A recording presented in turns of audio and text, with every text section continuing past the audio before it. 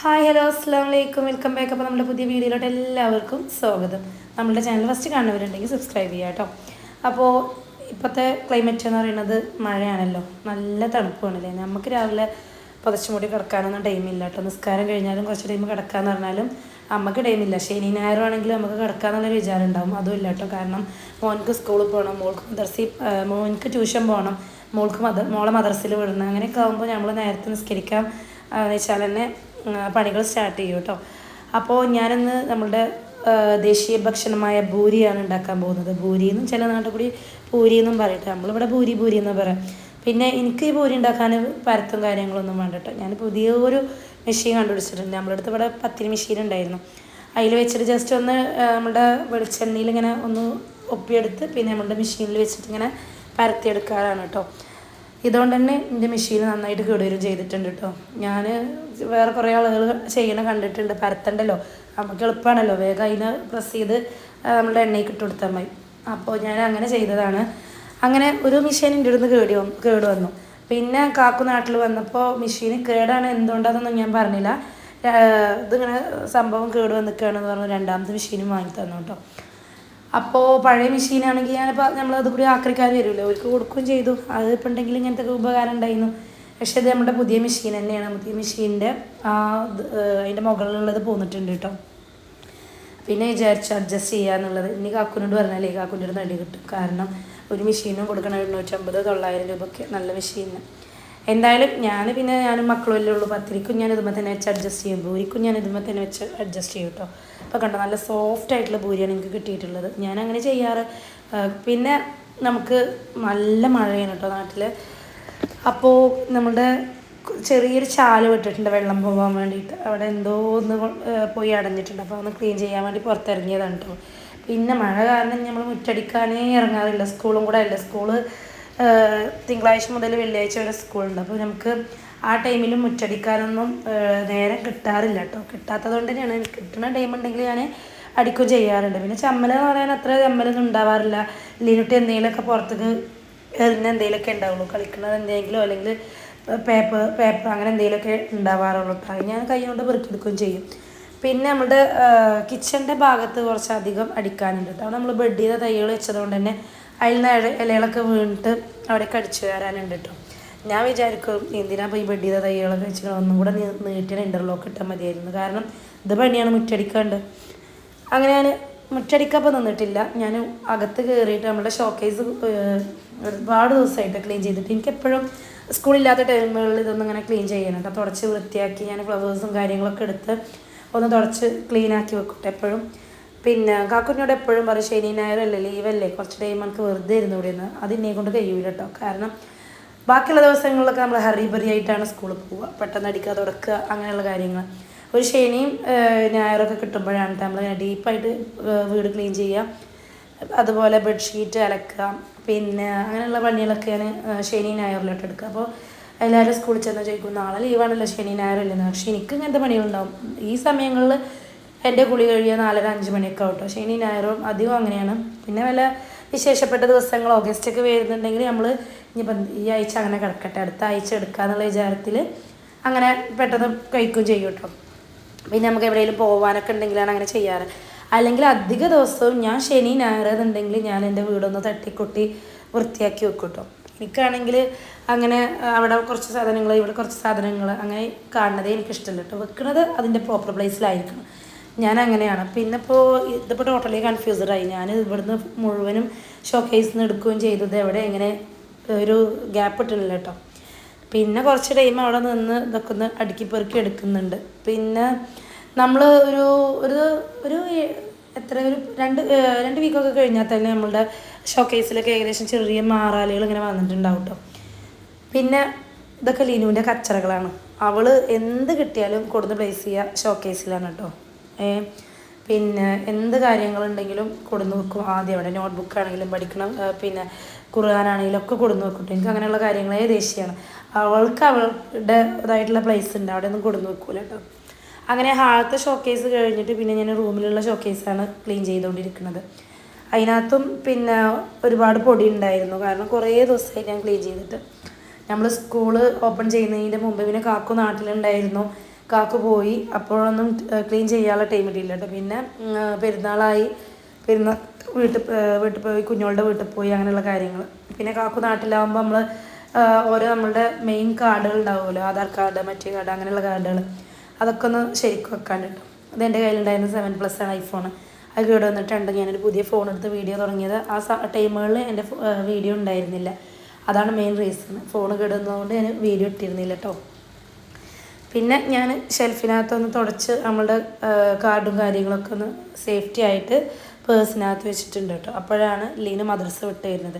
ലീന മദ്രസ വിട്ട് വരുമ്പോൾ, മദ്രസയിൽ പോകുമ്പോൾ എപ്പോഴും ഞാനൊരു 10 കൊടുക്കട്ടെ, എപ്പോഴും വേണേന് സ്കൂളില്ലാത്ത ടൈമുകളിൽ. ഇപ്പോൾ ആൾ വരുന്നത് മിഠായി മേടിച്ചിട്ടാണ്. അപ്പോൾ എന്ത് മിഠായിയാണ് മേടിച്ചതെന്ന് ചോദിച്ചോട് കൂടെ ആൾ വീണ്ടും ബാഗിൽ പോയിട്ട് തപ്പാണ് കേട്ടോ. പിന്നെ പറയണത് ഇവിടെ മോൻക്ക് പനിയാണ്, അവൾക്കും പനിയാണ് എന്നുള്ളതിലാണ് കേട്ടോ അവൾ നടക്കുന്നത്. പക്ഷേ പനിയൊന്നുമില്ല.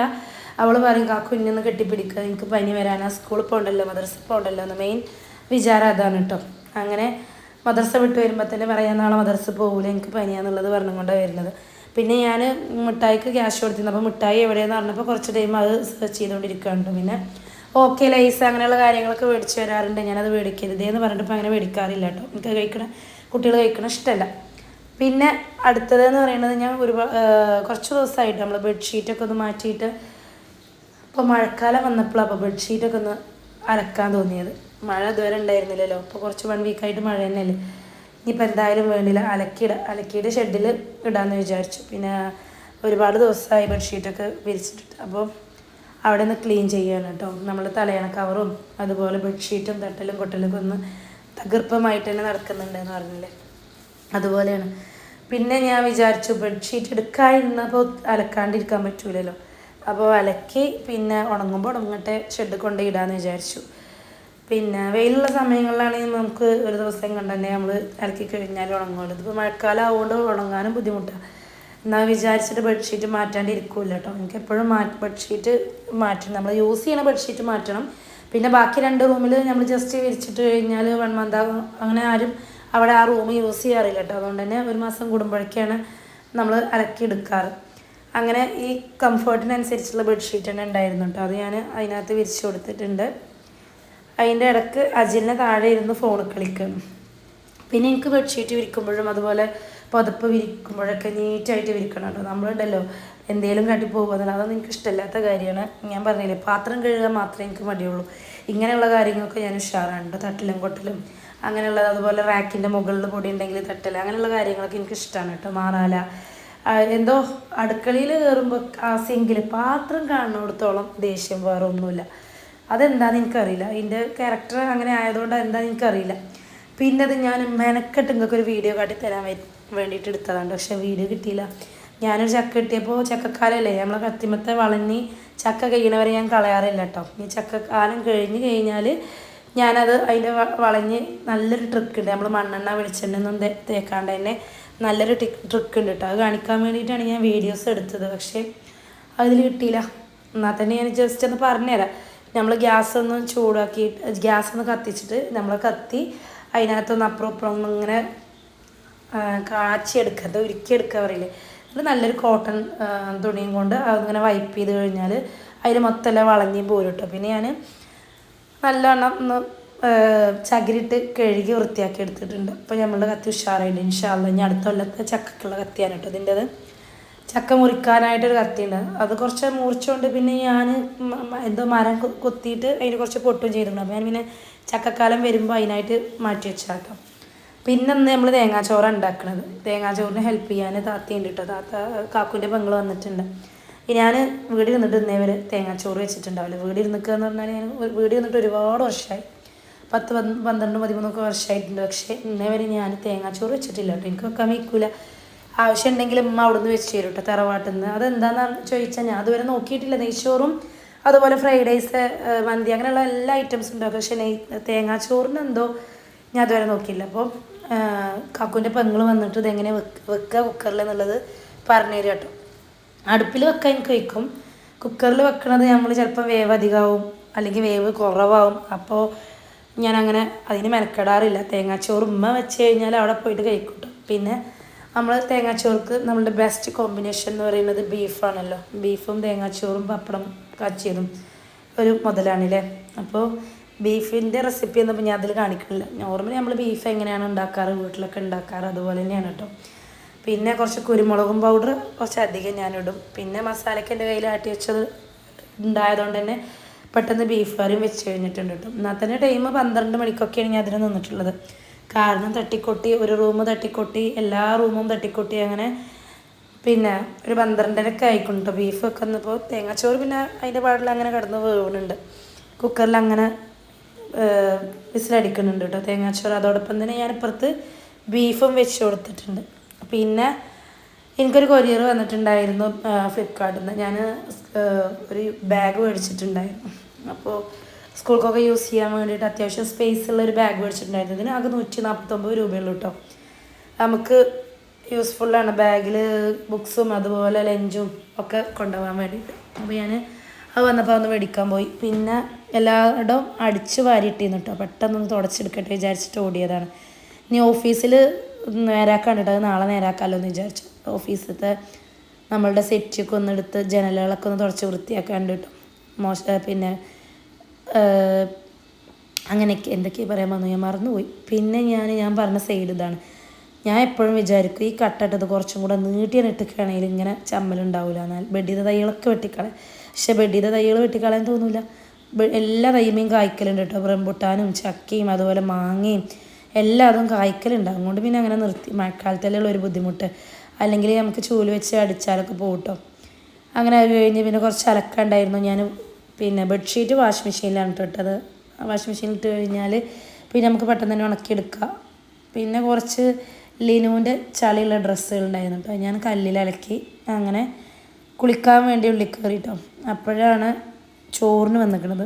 കാക്കുവിൻ്റെ പെങ്ങളും അതുപോലെ ഉമ്മയും ഒക്കെ തേങ്ങാച്ചോറും ബീഫും കഴിക്കാൻ വേണ്ടി വന്നിട്ട്. അപ്പോൾ ഞാൻ ജസ്റ്റ് ഒന്ന് ഇളക്കി കൊടുക്കുന്നുണ്ട്. ഈ സ്പൂൺ എന്താ ഇതിനകത്ത് ഇട്ടിക്കണമെന്നുണ്ടെങ്കിൽ നമുക്ക് ചോറ് വെക്കുന്ന ടൈമിൽ അതേപോലെ ബീഫൊക്കെ വെക്കുന്ന ടൈമിൽ നമ്മളുടെ കുക്കറിൻ്റെ മുകളിൽ കൂടെ തിളച്ച് പോകുമല്ലോ കേട്ടോ. ആ ടിപ്പിനാണ് ഞാൻ ആ സ്പൂൺ അതിനകത്ത് ഇട്ടിട്ടുള്ളത്. ഇതിൻ്റെ വീഡിയോസൊക്കെ ഉണ്ടായിരുന്നു, പക്ഷെ അത് എനിക്ക് കിട്ടിയില്ല. കുറേ വീഡിയോസ് മിസ്സായിട്ടുണ്ട്.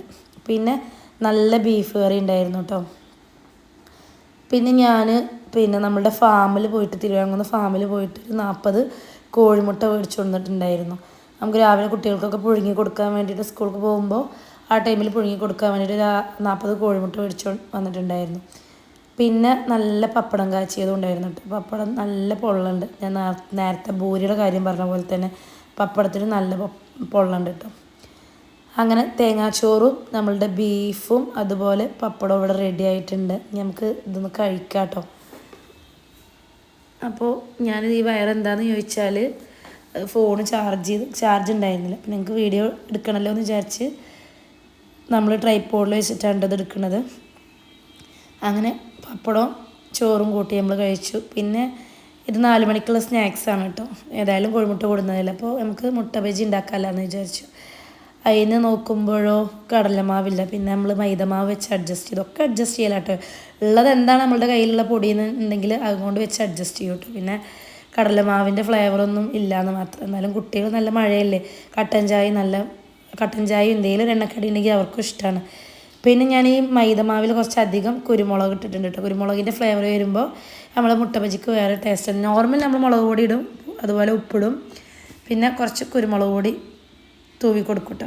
എന്നിട്ട് നന്നായിട്ട് നമ്മൾ വെള്ളം ഒഴിച്ചിട്ട് കുഴച്ചെടുക്കും. എല്ലാം നമ്മളുടെ നന്നായിട്ട് കുഴച്ച് കഴിഞ്ഞാലുള്ള നമുക്കൊരു പൊള്ളം വരിക, അതായത് സോഫ്റ്റ് ആവുകയൊക്കെ ചെയ്യാം. അങ്ങനെ ഞാൻ വെള്ളം വെച്ചിട്ട് നന്നായിട്ട് കുഴച്ചെടുത്തിട്ടുണ്ട്. മുട്ട ബജിയും എല്ലാവരും ഉണ്ടാക്കുന്നതിനെ ഇരിക്കും. ഞങ്ങളിങ്ങനെ ഉണ്ടാക്കാറ് കേട്ടോ. പിന്നെ കുറച്ച് കടലമാവും കൂടെ മിക്സ് ചെയ്യാറുണ്ട്. കടലമാവ് കയ്യിലില്ലാത്തതുകൊണ്ട് വെറും മൈദപ്പൊടി വെച്ചിട്ടാണ് കേട്ടോ ഉണ്ടാക്കിയിട്ടുള്ളത്. പിന്നെ കുട്ടികൾക്കാണെങ്കിൽ ഉറങ്ങി എണീറ്റ് കഴിഞ്ഞാൽ മഴ ഉള്ളതുകൊണ്ട് എന്തെങ്കിലും എണ്ണക്കടി വേണം. നമ്മൾ ഇന്നലെ പഴംപൊരി ഉണ്ടാക്കി, ഇന്ന് നമ്മൾ മുട്ട ബജിയാണ് ഉണ്ടാക്കുന്നത്. പിന്നെ നമ്മളധികം ബ്രെഡ് കൊടുന്നിട്ട് അത് റോസ്റ്റ് ചെയ്യാറുണ്ട്, അല്ലെങ്കിൽ ബ്രെഡ് ഫ്രൈ പൊരിക്കാറുണ്ട്, അങ്ങനെയൊക്കെ ചെയ്യാറുണ്ട് കേട്ടോ. ഇതൊക്കെ ആകുമ്പോൾ സിമ്പിളാണല്ലോ. സ്കൂളിലുള്ള ടൈമുകളിൽ ഞാൻ പുറത്തുനിന്ന് എന്തെങ്കിലും ചെറിയ സ്നാക്സ് മേടിച്ച് വരും. ഇല്ലാത്ത ടൈമുകളിൽ ഞാൻ ഇവിടെ ഉണ്ടാക്കി കൊടുക്കുകയും ചെയ്യും കേട്ടോ. അതിനിപ്പോൾ ഇന്നും ഫുള്ള് പണിയെടുത്ത് ആകെ ടയേർഡായിട്ടുണ്ട്. അതിനിടയ്ക്കാണ് പോയി കുട്ടികൾക്ക് സ്നാക്സ് എന്തെങ്കിലും വേണമെന്ന് പറഞ്ഞപ്പോൾ ഞാൻ മുട്ട ബജി ഉണ്ടാക്കാൻ നിന്നത്. നമുക്ക് ശനി ആയതുകൊണ്ട് തന്നെ തകർപ്പം പണിയായിരുന്നു കേട്ടോ. ഓരോ റൂമിലുള്ള മാറാല തട്ടലും കാര്യങ്ങളൊക്കെ ആയിട്ട് അങ്ങനെ. പിന്നെ ആരോ എന്നോട് പറഞ്ഞു ഉപ്പിട്ടിട്ട് മുട്ട പുഴുങ്ങിക്കഴിഞ്ഞാൽ പൊട്ടാണ്ട് കിട്ടുമെന്നുള്ളത്. ഞാനതൊന്ന് പരീക്ഷിച്ച് നോക്കിയത്, പക്ഷേ എൻ്റെ പണി പാളിട്ടോ. എന്തോ ഞാനിന്ന് എന്നും പുഴുങ്ങണ പോലെ പുഴുങ്ങിയാൽ മതിയല്ലെന്ന് വിചാരിച്ചു. അങ്ങനെയാണെങ്കിൽ എനിക്ക് ഒരു കേടില്ലാണ്ട് കിട്ടാറുണ്ട്. ഇത് ഞാൻ ഉപ്പിട്ട് പുഴുങ്ങി വെക്കുമ്പോൾ അതിന് മുകളിലുള്ള തൊലി മുഴുവൻ പോകുന്നു കേട്ടോ. ഇനി അത് ചൂട് കൊടുക്കാനെ തൊലിച്ചിട്ടാണോ എന്ന് എനിക്കറിയില്ല. പിന്നെ ഞാൻ കട്ടൻ ചായക്കുള്ള വെള്ളം വെച്ചു. അതുപോലെ തന്നെ ഓയിൽ, മുട്ട ബജി ഉണ്ടാക്കാൻ വേണ്ട ഓയിൽ വീഴ്ത്തിയപ്പോൾ കിട്ടുന്നില്ല. പിന്നെ ഞാൻ ലിഡൊക്കെ തുറന്ന് ഫുൾ ഒഴിച്ച് കൊടുത്തു കേട്ടോ ചട്ടിയിലേക്ക്. ഇനി ഇത് ഓരോന്നായിട്ട് ചുട്ടെടുക്കുക. അതിൻ്റെ ഇടയ്ക്ക് ലിനുട്ടി കുറേ ടൈമായി വന്ന് ചോദിക്കണു എന്തെങ്കിലും ചായ ആയമ്മ എന്ന്. എന്തെങ്കിലും ഒരു മണം കേട്ട് കഴിഞ്ഞാൽ പിന്നെ അവർക്ക് അപ്പം ചായയും കടിയും കിട്ടണം. ഞാനാണെങ്കിൽ കുറച്ച് ടൈം കുളിയൊക്കെ കഴിഞ്ഞിട്ട് 3:30 ആയപ്പോൾ കുറച്ച് ടൈം കിടക്കുകയും ചെയ്തു കേട്ടോ. എന്നാലും 5:30 ആയപ്പോഴേക്കും എണീറ്റ് മക്കൾക്ക് സ്നാക്സും ഉണ്ടാക്കി കൊടുത്തു. നമ്മൾ മക്കൾ കഴിക്കണേലേ നമ്മൾ സന്തോഷം. അപ്പോൾ അവർ പറയുമ്പോൾ ഉണ്ടാക്കി കൊടുക്കാറുണ്ട് കേട്ടോ. പിന്നെ അധികം റിസ്ക്കുള്ള കട്ട്ലേറ്റ്, സമൂസ അങ്ങനെയുള്ളത് ചില ടൈമുകളിൽ ഉണ്ടാക്കാറുള്ളൂ. അങ്ങനെ കട്ടൻ ചായൻ്റെ വെള്ളം തിളച്ച് വന്നപ്പോൾ അതിലേക്ക് പൊടി ഇട്ട് കൊടുത്തിട്ടുണ്ട്. പിന്നെ നമ്മളുടെ മുട്ട ബജിയുടെ ഷേപ്പൊന്നും നമ്മളത് കിട്ടിയിട്ടില്ല കേട്ടോ. എന്നാലും നമുക്ക് അഡ്ജസ്റ്റ് ചെയ്ത് കഴിക്കാമെന്ന് മാത്രം.